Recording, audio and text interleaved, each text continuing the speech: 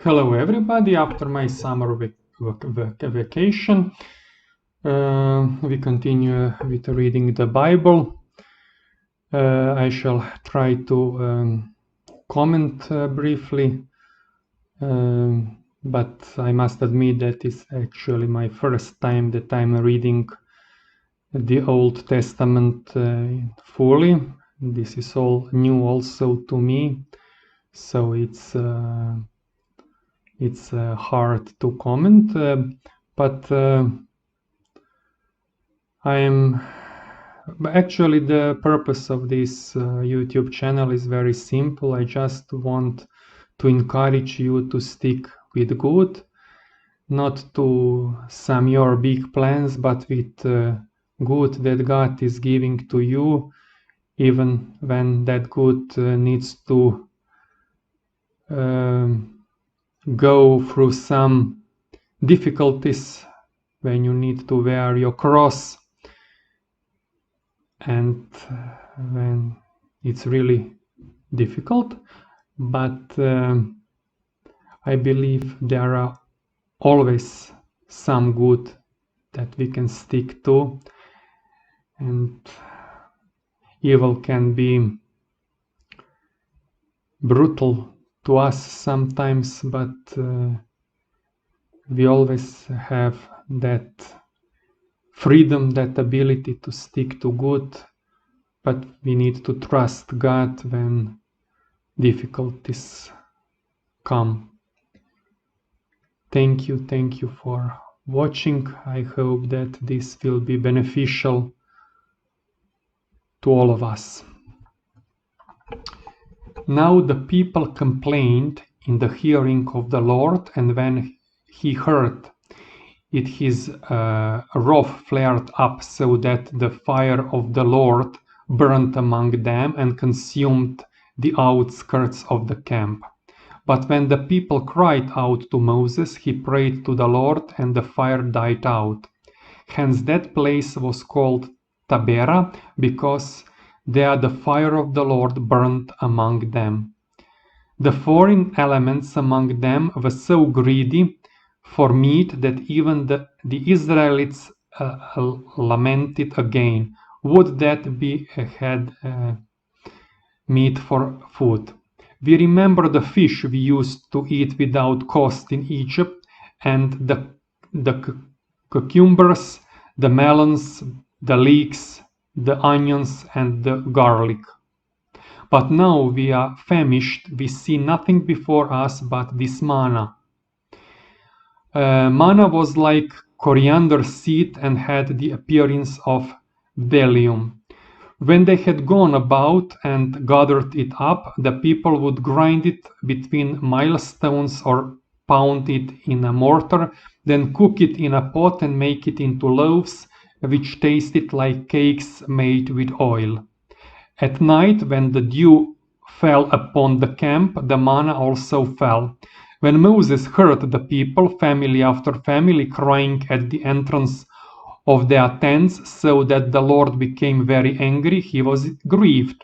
Why do you treat your servant so badly? Moses asked the Lord. Why are you so displeased with me that you burden me with all these people? What is I who conceived all this? Was it I who conceived all these people, or was it I who gave them birth, that you tell me to carry them at my bosom like a foster father carrying an infant to the land you have promised under oath to their fathers? Where can I get meat to give to all these people? For they are crying to me, give us meat for our food. I cannot carry all these people by myself, for they are too heavy for me. If this is the way you will deal with me, then please do me the favor of killing me at once, so that I need no longer face this distress. Then the Lord said to Moses, assemble for me 70 of the elders of Israel, men you know for true elders and authorities among the people, and bring them to the meeting tent. When they are in place beside you, I will come down and speak with you there. I will also take some of the Spirit that is on you and will bestow it on them, that they may share the burden of the people with you. You will then not have to bear it by yourself. To the people, however, you shall say, sanctify yourselves for tomorrow, when you shall have meat to eat. For in the hearing of the Lord you have cried, would that we had meat for food. Oh, how well off we were in Egypt. Therefore the Lord will give you meat for food, and you will eat it, not for 1 day or 2 days or 5 or 10 or 20 days, but for a whole month, until it comes out of your very nostrils and becomes loathsome to you. For you have spurned the Lord who is in your midst, and in his presence you have wailed, why did we ever leave Egypt? But Moses said, the people around me include 600,000 soldiers, yet you say I will give them meat to eat for a whole month. Can enough sheep and cattle be slaughtered for them? If all the fish of the sea were caught for them, would they have enough?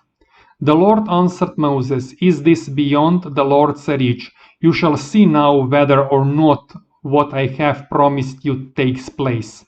So Moses went out and told the people what the Lord had said. Gathering 70 elders of the people, he had them stand around the tent.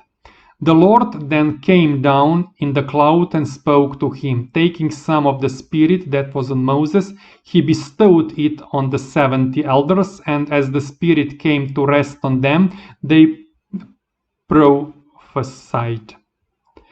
Now 2 men, one named Eldad and the other Medad, were not in the gathering, but had been left in the camp. They too had been on the list, but had not gone out to the tent.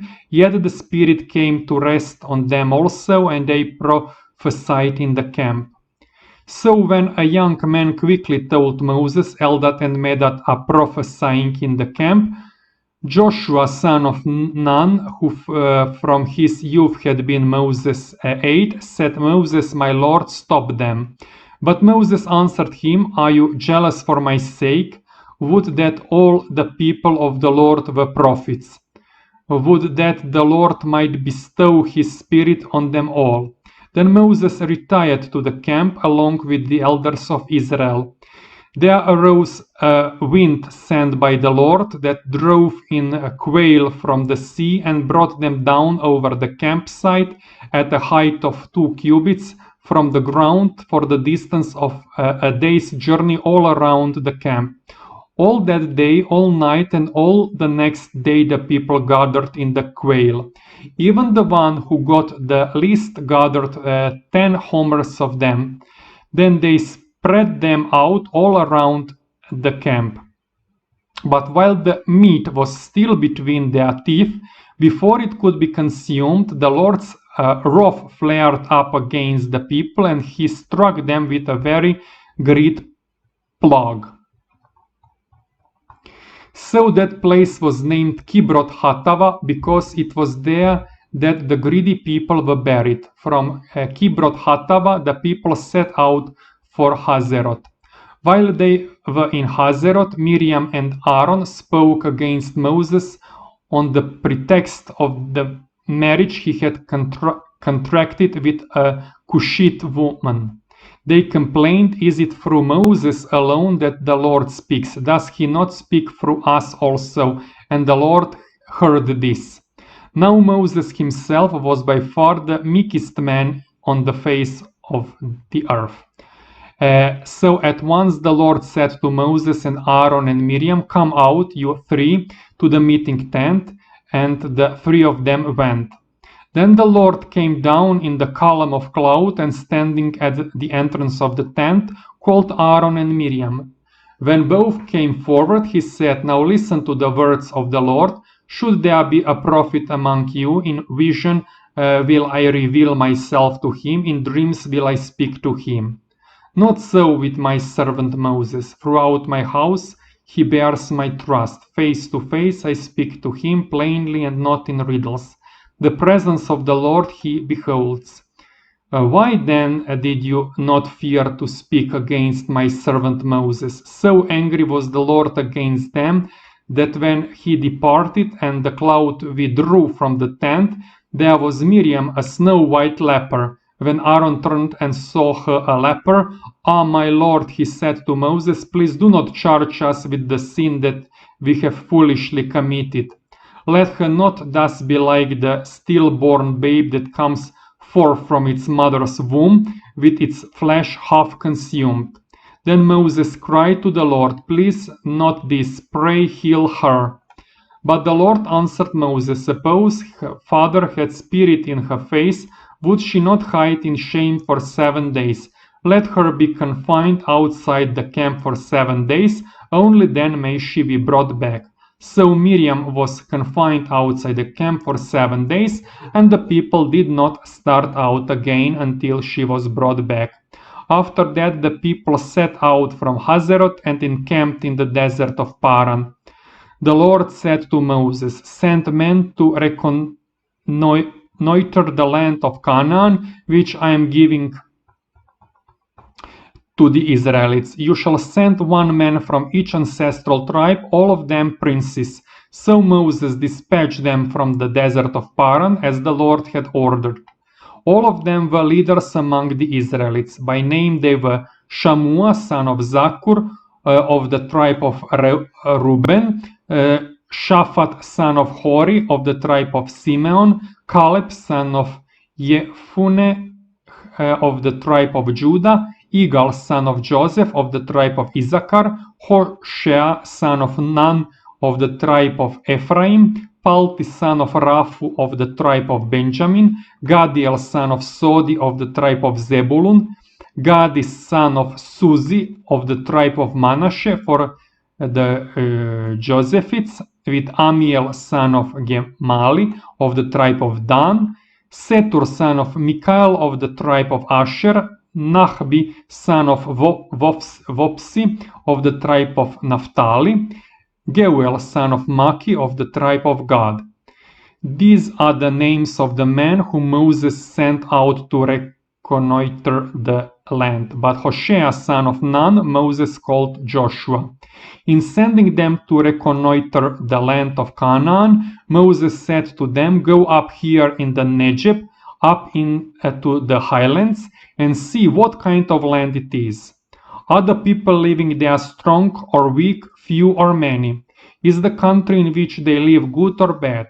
Are the towns in which they dwell open or fortified? Is the soil fertile or barren, wooded or clear? And do your best to get some of the fruit of the land." It was then the season for early grapes. So they went up and reconnoitered the land from the desert of Zin and far as the Rehob adjoins Labo of Hamath.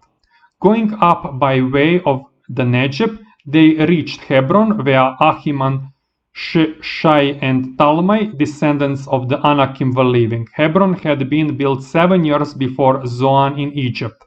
They also reached the Wadi Exol, where they cut down a branch with a single cluster of grapes on it, which 2 of them carried on a pole, as well as some pomegranates and figs.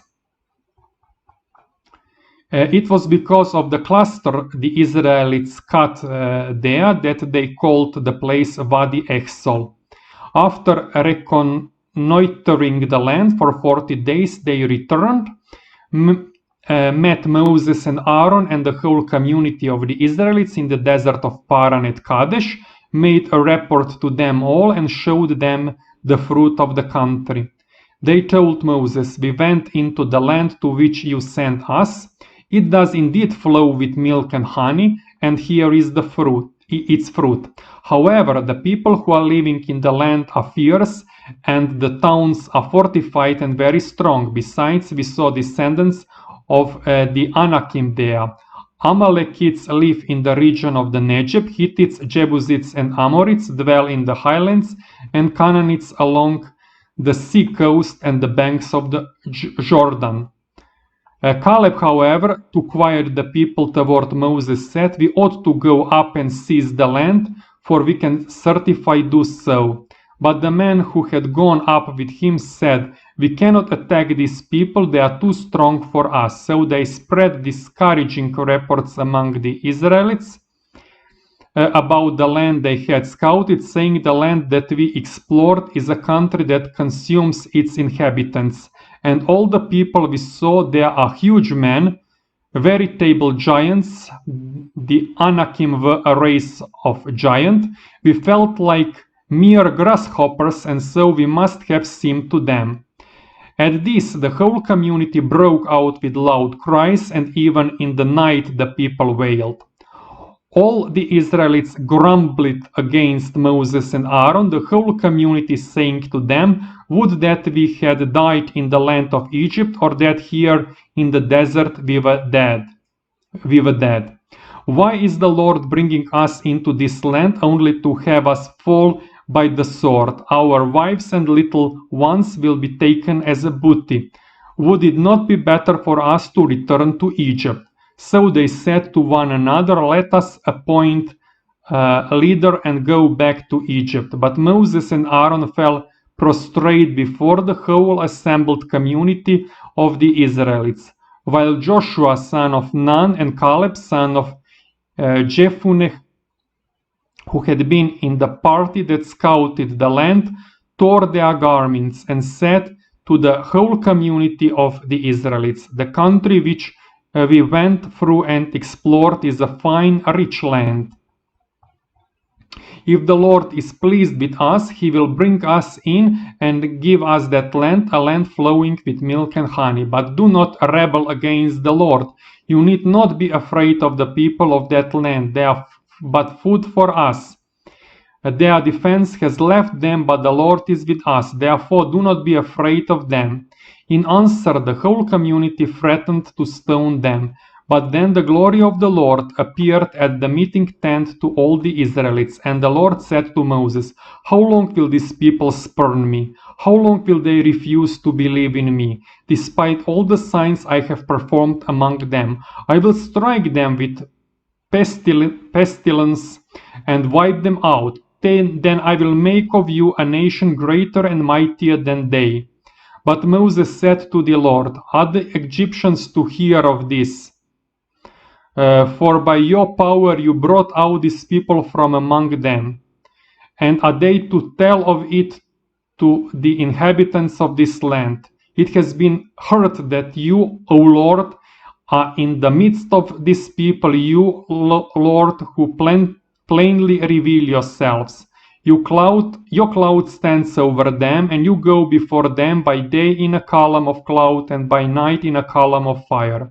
If now you slay this whole people, the nations who have heard such reports of you will say, 'The Lord was not able to bring these people into the land he swore to give them. That is why he slaughtered them in the desert.' Now then, let the power of my Lord be displayed in its greatness, even as you have said. The Lord is slow to anger and rich in kindness, forgiving wickedness and crime, yet not declaring the guilty guiltless, but punishing children to the third and fourth generation for their father's wickedness. Pardon then the wickedness of these people in keeping with your great kindness, even as you have forgiven them from Egypt until now."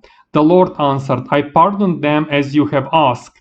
Yet by my life and the Lord's glory that fills the whole earth, of all the men who have seen my glory and the signs I worked in Egypt and in the desert, and who nevertheless have put me to the test 10 times already and have failed to heed my voice, not one shall see the land which I promised on oath to their fathers. None of these who have spurned me shall see it.